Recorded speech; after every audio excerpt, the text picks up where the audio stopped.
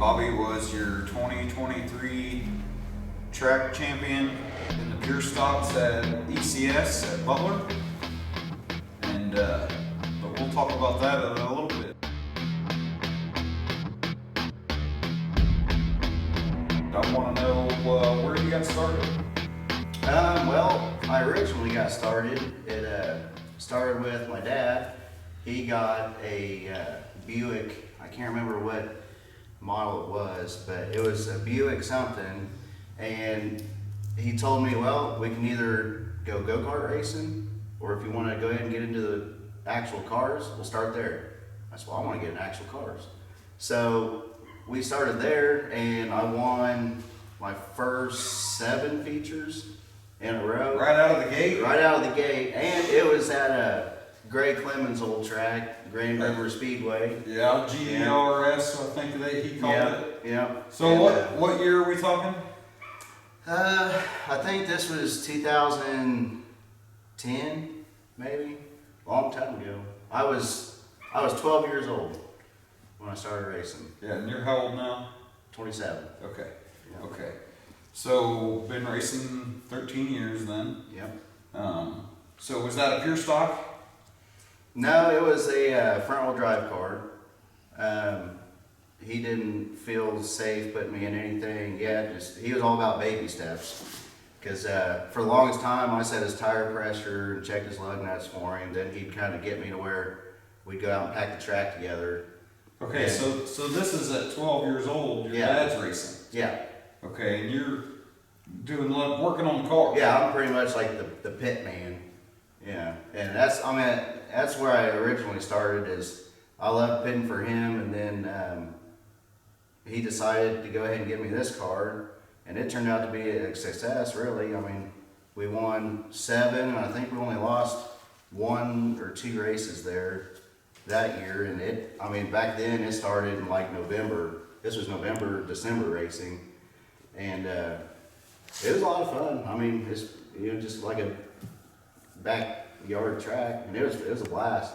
I miss it, honestly. Yeah. Yeah, it was a lot of fun. Kind of the old days, more racing, yeah. less stuff going on. Yeah. Yeah, I can understand that. So you're pitting for Dad as a kid. What kind of memories you got from that? What was that like? Had a lot of ups and downs. He was, he was a really good driver. He won a lot of races. Had a little bit of a temper problem sometimes, and I was the kid that the hold the flashlight kid. Yeah. And that's how I learned. I had to learn, I learned all the cuss words and all that stuff. Hold the flashlight. And, but now once I kind of started maturing a little bit, and I started, he'd let me change the gear for him, and then once we started packing the track, and he knew I really took an interest in it, we got that car, and then that's where it all started. But then, let's see, what year was it? It was 2012. This was, my dad got locked away, and he was kind of out for a while, and so my Uncle Jerry took me in, and he let me race his B-Mod at the time, and that was a blast. That was a huge learning curve from a front-wheel drive to B-Mod, right. And then, so this was the first time you're being in a rear-wheel drive? Yeah, in a rear-wheel drive car. Yeah. Yeah, and I finished, I think, like a 4th and a 5th, and kind of mid-pack with that, and it was just kind of my first year. Because, once you went from a front-wheel drive to a rear-wheel drive, now you're sliding, and the whole world changed. Yeah, it's completely different. Whole world changed. Yeah, the front-wheel drive is kind of like you learn your flags, and you're just kind of getting the hang of it, figuring out the track and the grooves, and right. and how to actually go around in a circle. And then you get in a rear-wheel drive, and that's a whole new learning curve. You drive the car completely different. Oh yeah. So tried out the B-Mod for a little while. Yeah. Was we kind of running with the pack on that? The B-Mod stuff, even in that era, was a pretty tough crowd. Yeah, it was tough, and he let me race in Nevada for, it was like half a season. And we always finished, and we finished, 5th, 6th, 7th, something like that. And it was a lot of fun. And then I started racing for my cousin Billy. He put together a pure stock. And I was 14 at the time. And we put it together. We tried to race a championship at Nevada with it. And I was still a kid, kind of, a little eager and a little temperamental. So it was, I think there was like 5-6 races left in the season. We were 4th in points.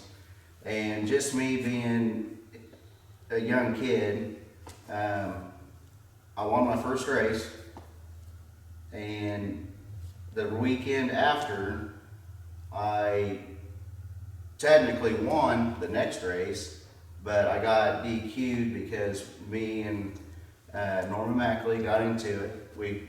I kind of door slammed him a little bit, and of course at that time it was I don't know, at the racetrack it's different. Yeah. You know, I can't imagine a little more on edge, and I can't imagine being 14 and all the things that are in a 14-year-old's mind. Yeah, and I mean, it's just, once we door slammed, something just like, gosh dang it, you know. And they black flagged me, well, you know, which now looking back, I understand, but then I didn't really care, and I kind of caused a fuss, and we got kicked out the last couple nights of the championship. But learning from that was our very last points run up until this year. And that was my very last full season of racing when I was 14. And ever since then, I just, with having kids and a life, and I only got to race 3 to 5 times a year up until last year. I got to run my Midwest mod quite a bit. And then we got into this car. And this was our first full entire season since I was 14. That you've raced consecutive weekends. Yeah, consecutive, yeah. Multiple nights a weekend. Yeah, and you know, being 14 and that night of getting DQ'd and ruining any chance of a championship, that stuck in my mind this year. You know, there were some nights that, like Cody Warrenberg, he was just faster than I was. I couldn't get him. Nothing you can do there. I think sometimes it's just your night. Yeah, sometimes it's just your night. We had a couple. These cars are so close competitively that when the track collides with your setup, so to speak, it's just your night. It's, you know, you had some wins like that when you just walked away, and it had to feel like it's just, there's nothing you could do to screw it up. No. You're just on point that night. I mean, from the very beginning of this season, we won the first 3 right out of the gate. And I mean, I haven't won a race since I was 14. So getting that like skunk win out of the way, they started coming a little easier.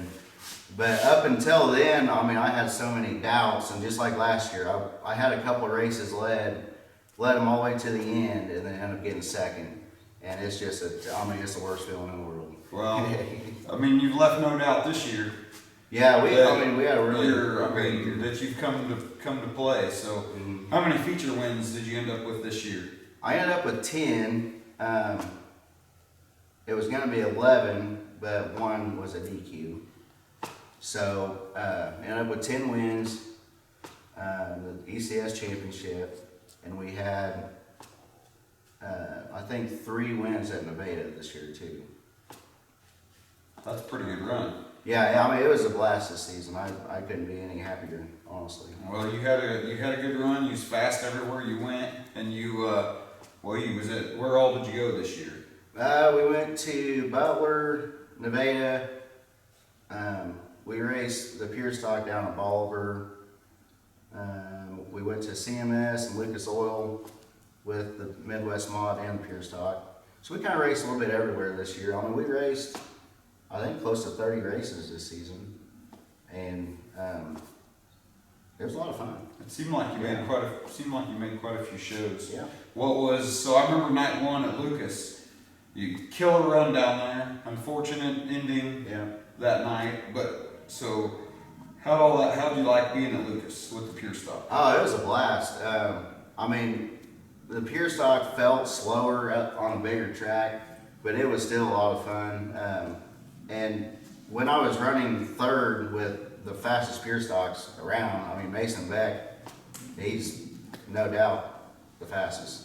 And I mean, we were running right there with him, and just being in that moment, it was a pretty cool moment. I mean, Right. it kind of showed us where we stacked up against the best in Some our of the best class. around. Them guys for sure know how to party down there. Yeah, And they are fast. you know, and we was pretty proud watching our local guy run up front down there with them guys. It was cool, and you know, we got DQ'd for you got to run a rev box down there, and well, pretty much almost everywhere now. But our tack wire from the distributor to the rev box, it just kind of unclipped itself and was just hanging there. But he could tell it wasn't plugged in, and my rev box wasn't reading, and it was very unfortunate. I mean, what do you do with that? But still, besides that, you know, we had a good night. Saturday night for the second pure stock race, I just completely messed the setup for the feature. That was on me, but we still had a good time. It was a blast, honestly. Yeah. Yeah, I had a really good year in the pure stock. So now let's switch over to a little more misfortune with the Midwest mod. Mm-hmm. So didn't get to get it out very many times. Took it to CMS for a show up there. And can you tell us what happened up there? Yeah, so I think that was the 5th night on this car for the season. And over the winter, we spent a bunch of money updating it and just spent so much time in it.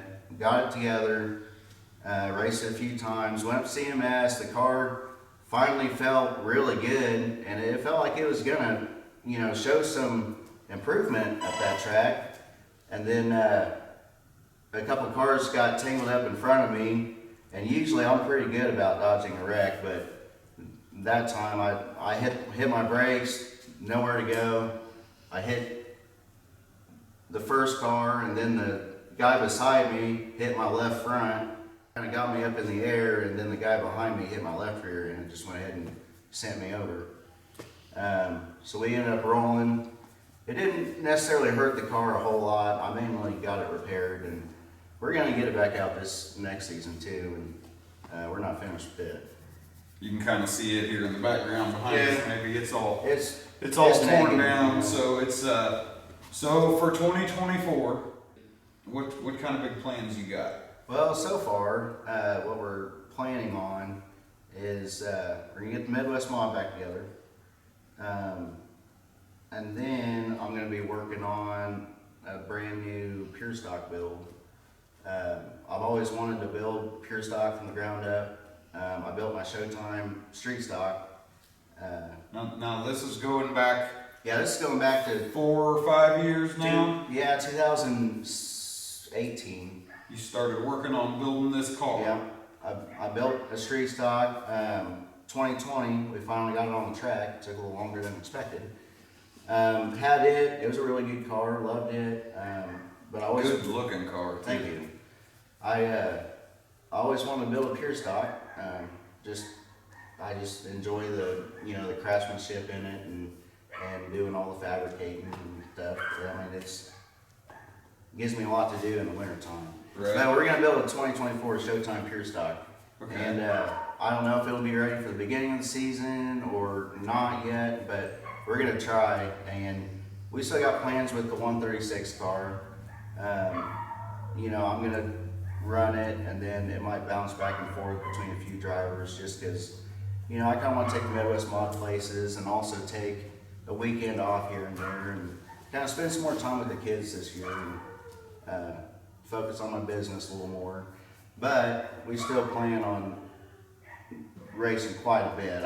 I don't want to be tied down to another championship when I have to be there every single weekend. Right. So This is you gotta pay the bills. You gotta pay to play. Yeah, absolutely. So there ain't none of us I know in this racing that don't have to take care of number one first. Oh yeah, I mean, like with our cars, we're about 90-95% self-funded. So that makes it really hard too. You know, my cousin Billy, he pitches in when he can and kind of, you know, sponsors some parts here and there. And my Uncle Jerry does what he can. And just certain people like Jared, my buddy Jared, and everybody, they pitched in a lot this year to get me to finish this championship. We had a lot of struggles, a lot of breakdowns towards the end, to where we had to get it fixed and had to do good the next weekend. And everybody pitched in, everybody came over and worked on the car with me. And so it was really nice to pull that off. But I know as far as like business and stuff, next year, we hope to get some sponsors after a good run this year. And that's going to help us a bit as far as when the pure stock will be finished. But right now we're just kind of relaxing, and come next week we're going to start tearing these cars down and get them back going. Yeah, I can understand that. Take a little time before you dig right into it. Racing isn't that far removed, just a couple weeks here since we finished, and you got a lot of work to do on the pure stock after that last night out. It got pretty bad up. Yeah, it got hurt. That's the only thing that sucks is I mean, you look at my shop and I got 2 hurt race cars. Yeah. I don't know what does that say about you, but well, I mean, but no, we got a lot of work to do, and I mean, but really, I'm excited to get to work. It's I've been bored to death, so I'm ready to get back to it. And it's kind of fun getting the cars tidied back up. Oh, it is, and I mean, one thing that I've really loved about it, and you know, I'm the main one that wrenches on the car and makes sure everything's ready. I take a lot of pride in it. You know, it's a cool feeling to put something together yourself and to go be successful with it. That's a better feeling to me than it is to if I went and bought everything ready to go and tried to go race it. Right. And that's huge in this because you have to be a successful mechanic. Oh, absolutely. To be Maintenance a competitive racer, yeah. You have to be a successful mechanic. Yeah. No question about it, or you will not be competitive. Yeah. You and either will be a successful mechanic or you will hire successful mechanics to work on your car. And most of us don't have that luxury. Yeah. And well, that's the thing is, you know, being kind of a lower budget. I don't know. I drew a blank Just there. a low budget. Just a low budget. Yeah, there it is. Program. A low budget racing program, and it's just that you kind of have to learn stuff and you got to do a lot yourself, or you just can't do it. I mean, Right. You know, so That's something I learned quickly, that if you weren't going to be a good mechanic on your car, that it's going to make it impossible. Stuff's going to break. Yeah. The most ignorant stuff happens. Oh, and, yeah. And if it can happen on these cars, it will. I mean, they take such a thrashing out there on the dirt, you know, no matter what kind of surface it is. Oh, yeah. These dirt cars take a beating, and you got to keep everything shored up on them for sure. Yeah.